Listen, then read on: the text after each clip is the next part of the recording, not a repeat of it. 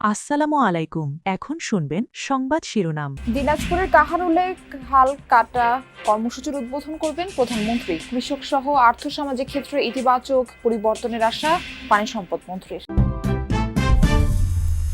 ইরানের ইস্পাহান প্রদেশে যৌথ বাহিনীর হামলায় 15 জন নিহত। জবাবে মধ্যপ্রাচ্যে আঘাত হানছে মিসাইল ড্রোন। ভয়ঙ্কর হামলা সত্ত্বেও তেহরান ছাড়তে নারাজ বাসিন্দারা। দূরপাল্লার বাস ও গণপরিবহনে জ্বালানি তেলের রেশনিং ব্যবস্থা ওঠানো হয়নি এখনো। ডিজেল সংকটে দুশ্চিন্তায় মেহেরপুরের কৃষক। পদ্মা ব্যাংক বাঁচিয়ে রাখতে সরকারের সব উদ্যোগে ব্যর্থ। অবসান অথবা একীভূতকরণের বিষয়ে দ্রুত সিদ্ধান্ত নেওয়ার পরামর্শ বিশ্লেষকদের। এতক্ষণ শুনছিলেন সংবাদ শিরোনাম। এখন শুনবেন বিস্তারিত। ৪৫ বছর পর আবারও ফিরে আসছে খাল খনন কর্মসূচি। রাষ্ট্রপতি জিয়াউর রহমানের সেই কর্মসূচি নতুন করে বাস্তবায়ন করতে যাচ্ছেন তার ছেলে প্রধানমন্ত্রী তারেক রহমান। কাল দেশের ৫৮ জেলায় একই সাথে শুরু হচ্ছে খনন কর্মসূচি। দিনাজপুরের কাহারোলে এর উদ্বোধন করছেন প্রধানমন্ত্রী। প্রথম দফায় ৬ মাসে ১২০০ কিলোমিটার ও পর্যায়ক্রমে ৫ বছরে ২০,০০০ কিলোমিটার নদী, নালা ও খাল বিল খনন করা হবে। পানি সম্পদ মন্ত্রী বলছেন, এর মাধ্যমে বাড়বে সেচ ও কৃষি সুবিধা, কমবে জলাবদ্ধতা, ভূগর্ভস্থ পানির উপর নির্ভরতা। এক্ষেত্রে কোনো ধরনের দুর্নীতি সহ্য করা হবে না বলে সতর্ক করেছেন মন্ত্রী। সাধারণ মানুষও চায় স্বচ্ছতা। নদীমাতৃক বাংলাদেশে শিরা উপশিরার মতো ছড়িয়ে আছে নদী, নালা, খাল, বিল। প্রকৃতির এই অপার সম্পদ কাজে লাগিয়ে কৃষিভিত্তিক স্বনির্ভর বাংলাদেশ গড়তে ১৯৭৭ সালে রাষ্ট্রপতি জিয়াউর রহমান খাল খনন কর্মসূচি পরিচালিত করেছিলেন। ৩,৬৩৬ কিলোমিটার খাল খনন করে সেচ ব্যবস্থার সম্প্রসারণ, বন্যা নিয়ন্ত্রণ ও জলাবদ্ধতা দূরীকরণে রেখেছিলেন বড় ভূমিকা। যেই সফল কর্মসূচিতে ছাত্রাবস্থায় অংশ নিয়েছিলেন বর্তমান পানি সম্পদ মন্ত্রীও। সে সময়ে আমরা এই দেশের মানুষ অনেক সুবিধা পেয়েছি এবং জনগণ উপকৃত হয়েছে। আমাদের বয়সও ছিল তখন কম। আমরা প্রেসিডেন্ট জিয়ার নেতৃত্বে যখন স্কুলে পড়ি তখন খাল খনন কর্মসূচিতে অংশগ্রহণ করেছি। কিন্তু সেই সফল কর্মসূচি কতটা এগিয়ে নিতে পেরেছে পরবর্তী সরকারগুলো? কেননা দখলে দূষণে এরই মধ্যে হারিয়ে গেছে দেশের অনেক নদী, নালা, খাল, বিল। আগে কিন্তু পানি উঠছে না, এখন আর যাই ৪-৫ বছর পানি উঠে। অনেক কষ্ট করি তো আমরা পানি কাজে উঠলে, বন্যার পানিতে সব তলায় যায়। জলাবদ্ধ আমরা সবাই আটকা থাকি, আমাদের খুবই সমস্যা। রাজধানীর মোহাম্মদপুরের রামচন্দ্রপুর খালের বাসিন্দাদের মতো সারা দেশের নদী, খাল, বিলের কতটা জীর্ণদশা জানালেন পানি সম্পদ মন্ত্রী। খালের মধ্যে পলি জমে আছে, বর্জ্য জমে আছে, খাল ভরাট হয়ে গেছে। খালের মধ্যে দোকানপাট গড়ে উঠেছে, বাড়িঘর গড়ে উঠেছে এবং অনেক জায়গায় শিল্প কলকারখানার পাশে সেখানে বর্জ্য আসছে। সবকিছু মিলে খালের সুবিধা যেটা পাওয়ার দেশবাসী আমরা ওটা পাচ্ছি না। ইরান জুড়ে অব্যাহত যুক্তরাষ্ট্র ইসরায়েল যৌথ বাহিনীর তাণ্ডব। ইস্পাহান প্রদেশে মিসাইল হামলায় নিহত হয়েছে কমপক্ষে ১৫ জন। শাহিনশাহ শহরে আইআরজিসির হেডকোয়ার্টার্সের সিরিজ বিস্ফোরণে খবর পাওয়া গেছে। তবে হতাহতের বিষয়ে কিছু জানা যায়নি। হামলা হয়েছে আরো বেশ কয়েকটি শহরে। আইআরজিসির 2 সিনিয়র কমান্ডকে হত্যার দাবি করেছে তেল আবিব।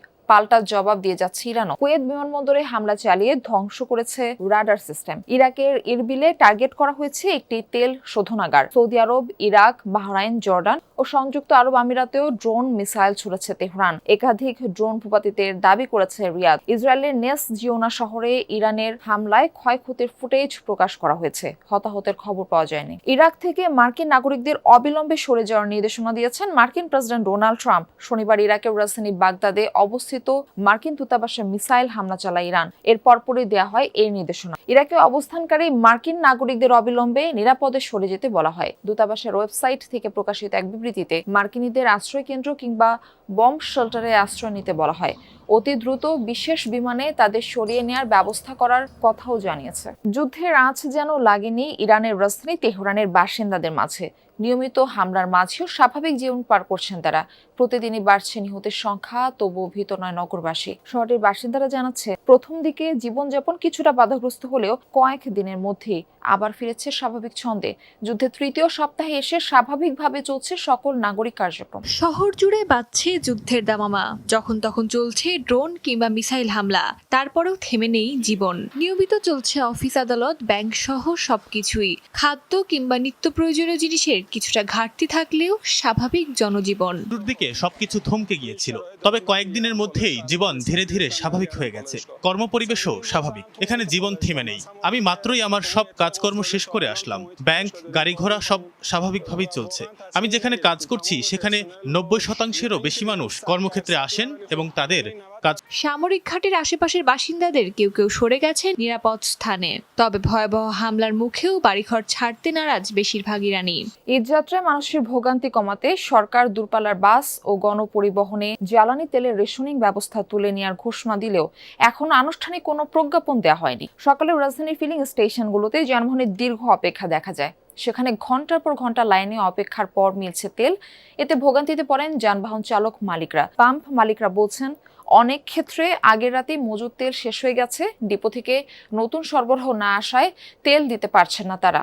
এদিকে সরকার রেশনিং তুলে নেয়ার কথা জানালেও এ বিষয়ে এখনো আনুষ্ঠানিক নির্দেশনা পাননি বলে জানিয়েছেন ফিলিং স্টেশনের কর্মীরা। গত 6 মার্চ জ্বালানি তেলের সংকট মোকাবেলায় তেল বিক্রিতে সীমা আরোপ করে সরকার। স্বাভাবিক তো হওয়ার কোনো লক্ষণ দেখা যায় না। আপনি মোটরসাইকেল বাইকগুলো এখন বর্তমানে প্রচুর পরিমাণ, এরা তো আপনার 300 টাকা 500 টাকা তেল দিলে এখন হইতেছে না। এখন পর্যন্ত কোন নির্দেশনা এখন আমাদের কাছে আসেনি। সেক্ষেত্রে আমাদের যদি ডিপুর থেকে তেল দেয় তো আমরা ওদেরকে আনলিমিটেড তেল দিতে পারবো। এখন তো আমাদেরকে তেল দিতে আছে চাহিদা হচ্ছে 2-3 গাড়ি, আমাদের তেল দেয় 1 গাড়ি, তো আমরা কিভাবে দিব তাদেরকে সার্ভিস? ঈদ উল ফিতর উপলক্ষে রাজধানীর কমলাপুর রেলওয়ে স্টেশনে ঘরমুখো মানুষের ভিড়। যাত্রীরা কিন্তু স্বাচ্ছন্দ্যে এই পরিবহনে যাত্রা করতে পারেন এবং দীর্ঘ পথের যাত্রা কিন্তু ট্রেনের ভ্রমণেই তারা স্বাচ্ছন্দ্য বোধ করেন এবং বরাবরের মতনই কিন্তু ঈদযাত্রার প্রথম দিকেই ট্রেন স্টেশনগুলোতে যে ভিড়গুলো লক্ষ্য করা যায় সেই স্বাভাবিক ভিড়গুলো কিন্তু রয়েছে রাজধানীর কমলাপুর রেলওয়ে স্টেশনে এবং সকাল থেকেই ট্রেন ছেড়ে গেছে। সংবাদের শিরোনামে যেরকমটা জানাচ্ছিলাম, পদ্মা ব্যাংক বাঁচিয়ে রাখতে সরকারের সব উদ্যোগে ব্যর্থ। পর্ষদ পুনর্গঠন, নাম পরিবর্তন, মূলধন যোগান দেওয়া সহ নানা সহায়তা দিলেও তা কাজে আসেনি। বরং সময়ের সাথে এটি আরও দুর্বল হয়েছে, বেড়েছে লোকসানের পরিমাণ। তাই পদ্মা ব্যাংক অবসায়ন অথবা একীভূতকরণের বিষয়ে দ্রুত সিদ্ধান্ত নেওয়ার পরামর্শ বিশ্লেষকদের। তা না হলে ক্ষতির পরিমাণ বাড়তেই থাকবে। বাংলাদেশ ব্যাংক বলছে, পদ্মা ব্যাংকের বিষয়টি বিবেচনায় আছে, তবে এই ব্যাংকের বিষয়ে কি উদ্যোগ নেওয়া হবে সে সিদ্ধান্ত এখনো চূড়ান্ত হয়নি। জন্ম থেকেই অনিয়মে জড়িয়ে পড়ে সাবেক ফার্মার্স ব্যাংক। নানা দুর্নীতি, জালিয়াতি আর লুটপাটে চরম তারল্য সংকটে পড়ে ব্যাংকটি। গ্রাহকের আমানতের টাকাও ফেরত দিতে ব্যর্থ হয়। সংকট কাটাতে এগিয়ে আসে রাষ্ট্রায়ত্ত 4 ব্যাংকসহ আর্থিক প্রতিষ্ঠান আইসিবি। 715 কোটি টাকার মূলধন যোগান দেয় এসব প্রতিষ্ঠান। নাম পরিবর্তন করে করা হয় পদ্মা ব্যাংক। এরপরও ঘুরে দাঁড়াতে পারেনি ব্যাংকটি। বর্তমানে এর নিট লোকসানের পরিমাণ 6000 কোটি টাকার উপরে, যা মোট সম্পদ এবং দায়ের চেয়ে বেশি। ডিসেম্বর শেষে ব্যাংকের মোট আমানতের পরিমাণ ছিল 6300 কোটি টাকা, আর বিতরণ করা ঋণের পরিমাণ 5650 কোটি টাকা। এর মধ্যে খেলাপি 5200 কোটি টাকা, যা বিতরণ করা ঋণের 93%। বিশ্লেষকরা বলছেন, এত লোকসান এবং খেলাপি নিয়ে কোনো ব্যাংক টিকিয়ে রাখা সম্ভব নয়। তাই দায় না বাড়িয়ে ব্যাংকটির বিষয়ে দ্রুত সিদ্ধান্ত নেওয়া দরকার। একটা কোনো ব্যাংক 93% এনপিএল হওয়া মানে কি এটার কোনো পর্যায়ে আর দাঁড়ানো সম্ভব।